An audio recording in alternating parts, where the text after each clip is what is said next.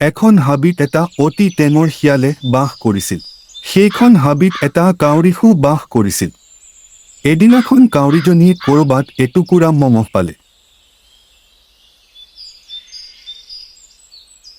কাউৰীৰ মুখত মঙহ টুকুৰা দেখি শিয়ালটোৰ বৰ লোভ জন্মিল আৰু তাৰ জিভাৰ পানী ওলাবলৈ ধৰিলে। সি ভাবিলে কাউৰী হ'ল উৰণীয়া পক্ষী, তাৰ মুখৰ পৰা মঙহ টুকুৰা কাঢ়ি অনাও সম্ভৱ নহয়। গতিকে কিবা কৌশল কৰিব লাগিব যাতে মঙহ টুকুৰা কষ্ট নকৰাকৈ খাব পৰা যায়। ইয়াকে ভাবি সি গছজোপাৰ ওচৰলৈ গ'ল য'ত কাউৰীটো পৰি আছিল। শিয়ালে তাৰ মিঠা মাতটোৰে কাউৰীক ক'লে, বোলো কাউৰী বাই, ইমাননো ধুনীয়াকৈ তাত কিনো কৰি আছে? তোমাৰ ধুনীয়া ৰূপটো দেখি নামাতি থাকিবই নোৱাৰো। তাতেকৈ ধুনীয়া তোমাৰ মোহনা মাতটো।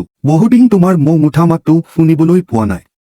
কুটবুদ্ধি সম্পন্ন শয়তান শিয়ালৰ চলাহী কথাত কাউৰী ভুল গ'ল। শিয়ালে কৰা মিছা প্ৰশংসাত তাই গপতে উফন্দি উঠিল। তাই শিয়ালক আৰু দুগুণ উৎসাহিত কৰাৰ মানসিকতাৰে এটা গীত গাওঁ বুলি ৰং মনেৰে কাহ কাহ কৰি গীত গাবলৈ মুখ মেলিলে। চতুৰ শিয়ালেও তাকে বিচাৰি আছিল। মুখখন মেলাৰ লগে লগে মুখৰ পৰা টুপুককৈ মঙহ দুগৰ মাটিত সৰি পৰিল। শিয়ালে আৰু তাতে কিয় ৰৈ থাকিব? পৰম আনন্দ মনেৰে মঙহ টুকুৰালৈ হাবিৰ মাজত সোমাই পৰিল। বেচেৰি কাউৰীয়ে চতুৰ শিয়ালৰ টেঙৰালি নুবুজা বাবে মুখৰ আহাৰ হেৰুৱালে। আমি এই সাধুকথাৰ পৰা ইয়াকে শিকিলো যে ছাতিকৰৰ পৰা সাৱধানে থাকিব লাগে।